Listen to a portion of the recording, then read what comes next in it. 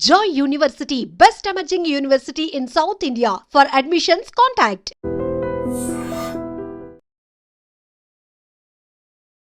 తెలంగాణ రాష్ట్ర సర్కార్ ఎట్టి పరిస్థితుల్లో 2 సీజన్లకి ఏది ఏమైనా ఏ పనులు ఎటుపోయినా దేనికి ఇచ్చినా ఇవ్వకపోయినా రైతులకు మాత్రం రైతు భరోసా ఇవ్వాల్సిందే అని ఫిక్స్ అయింది కాబట్టి దానికి సంబంధించి చాలా రోజులు కసరత్తు చేసింది. అట్లాగే రైతులకు సంబంధించి రైతు భరోసా అట్లీస్ట్ వాళ్ళు పంటలు వేసుకోకంటే ముందే ఆ భరోసాని అందించాలి. సో ఆ పైసలు ఏవైతే మనం ఇస్తామో అవి అక్కడికి వస్తాయి. కొంతనన్నా రైతులు పెట్టుబడి కింద ఈ అంటే పంటలు పండించుకోతందుకు సీడ్స్ విత్తనాలు కొనడానికో ఎరువులకో ఇంకా దానికో ఇంకేదానికో ఖర్చులు చేసుకుంటారు కాబట్టి ఆ ఖర్చు మనం ఇచ్చినట్టు అవుతుంది అని ఈసారి మాత్రం ఎట్టి పరిస్థితుల్లో లేటు ఇవ్వద్దు అనుకున్నారు. కాబట్టి మొన్నటి నుంచే 2 రోజుల నుంచి కూడా రైతు భరోసా నిధులు విడుదలవుతున్నాయి. ఇప్పటి వరకు కూడా అధికారికంగా వ్యవసాయ శాఖ మంత్రి తుమ్మల నాగేశ్వరరావే అనౌన్స్ చేసిండు. అదేంటి అంటే 4 ఎకరాల వరకు రైతు భరోసా నిధులు పడ్డాయి, ఒకసారి చెక్ చేసుకోండి అని. కానీ ఇంకా కూడా కొంతమంది మాకు రాలే అంటున్నారు. సరే అది పక్కన పెడదాం.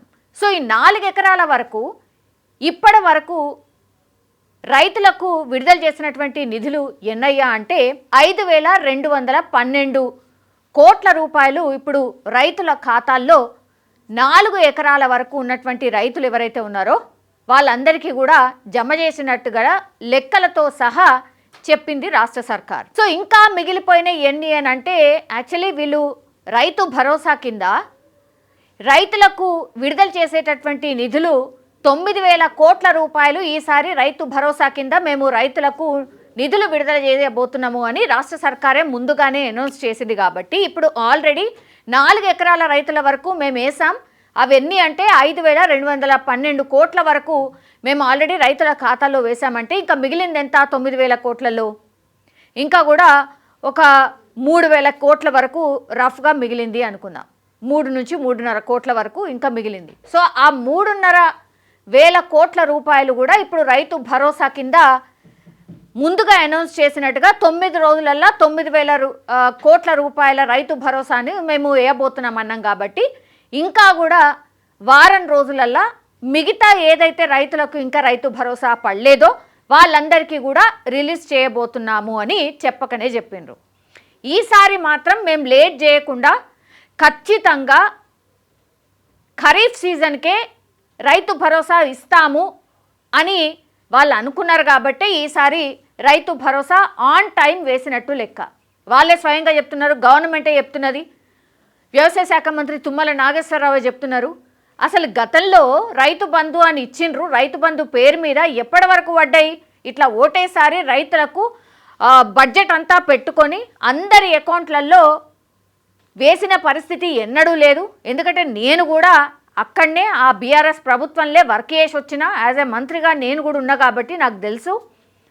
3-4 నెలల పాటు విడతల వారీగా అప్పుడప్పుడు వేసేవాళ్ళు తప్పించి ఇట్లా ఓటేసారి ఈ రైతులకు అక్కడికొచ్చేలాగా ముందే పెట్టుబడి సహాయంగా ఎప్పుడు కూడా బీఆర్ఎస్ వాళ్ళు వేయలేదు. కానీ ఈరోజు వాళ్ళు పెద్ద నోరేసుకొని మాట్లాడుతున్నారు, పెద్ద మాటలు మాట్లాడుతున్నారు, మా మీదనే విమర్శలు గుప్పిస్తున్నారు.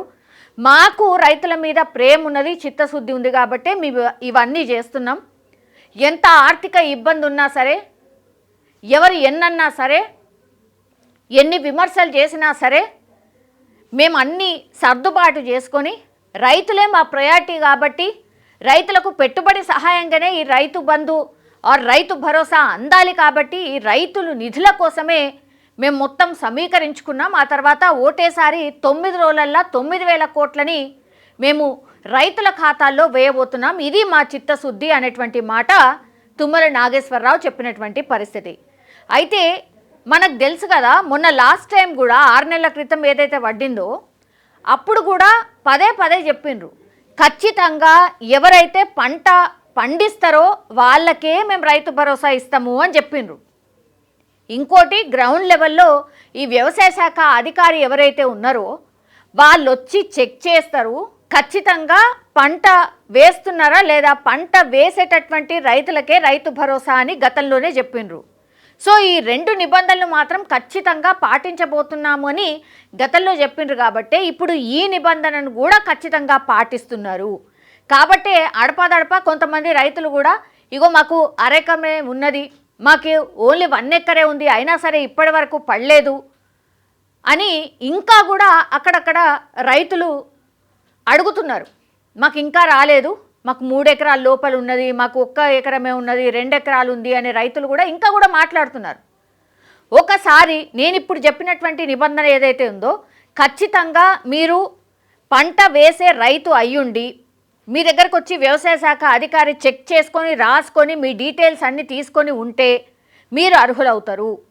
కాబట్టి దగ్గరలో ఉన్న వ్యవసాయ శాఖ అధికారి దగ్గరికి వెళ్ళి ఇగో మా పంట ఈడున్నది, నా సర్వే నెంబర్ ఇది, మా ఎకరం ఇక్కడున్నది, ఈ ఊర్లు ఉన్నది అని చెప్పి మీరు వెళ్ళి ఒకసారి ఆయన దగ్గరికి వెళ్ళి మాట్లాడొస్తే ఒకవేళ ఎక్కడన్నా పడకపోయి ఉంటే మాత్రం ఖచ్చితంగా వాళ్ళకు ఇస్తాము అని కూడా ప్రభుత్వం చెప్తోంది. కాబట్టి ఎవరైనా పడకపోయి ఉంటే మాత్రం ఈ పని అయితే ఖచ్చితంగా చేయండి.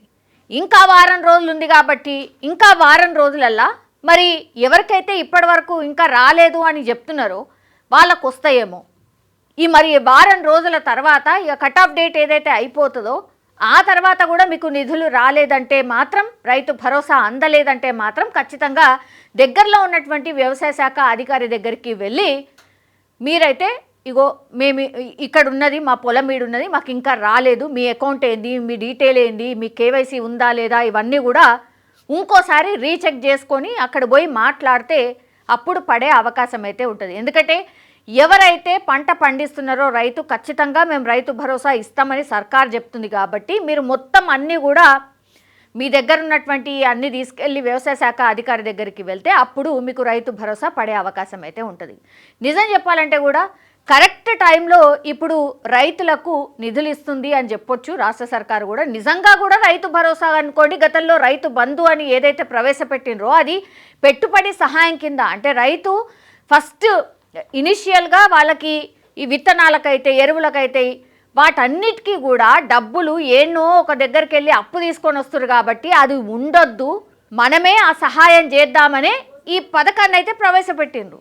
సో ఆ పథకం ఉద్దేశం ఏదైతే ఉందో దాన్ని ఖచ్చితంగా ఈ ఒక్క సీజన్కి, ఇంకో చర్చ కూడా ఉంది, ఈ ఒక్క సీజన్కి ఇస్తే అయిపోతుందా, మరి మళ్ళీ ఇప్పుడు ఎలక్షన్స్కి పోబోతున్నారు, స్థానిక సంస్థల ఎలక్షన్స్ ఉన్నాయి కాబట్టి ఇప్పుడు ఇట్లా ఇచ్చిండ్రు, లేకపోతే ఆ నెక్స్ట్ మొన్న కూడా మనం చూసినాం కదా ఎక్కడ ఇచ్చిండ్రు ఇయ్యలేదు అనే చర్చ కూడా నడుస్తోంది.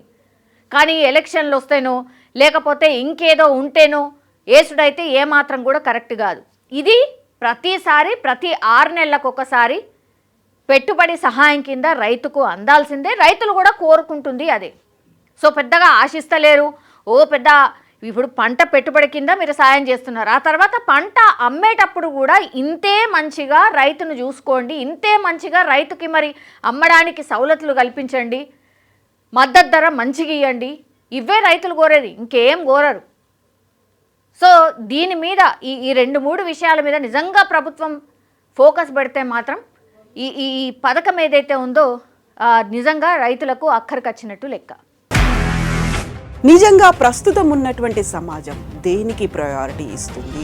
ఆర్థిక సంబంధాల చుట్టూ మాత్రమే తిరుగుతుంది. మళ్ళీ ఎన్నికలంగానే చాలా విరక్తి కలుగుతున్నాం. మంచి అనిపిస్తుంది కదా, లేడీస్ కూడా ఛాలెంజింగ్ జాబ్స్ చేసినప్పుడు చాలా బాగుంటది. ట్రాఫిక్ అసిస్టెంట్స్ గా నియమించిన ట్రాన్స్జెండర్స్ అందరితో సాల్యూట్ చేయించుకుంటున్నారు. ఫుడ్ డెలివరీ ఇవ్వటానికి వెళ్ళినటువంటి డెలివరీ బాయ్ అనిల్ పై కళ్ళ ముందు పెళ్ళండి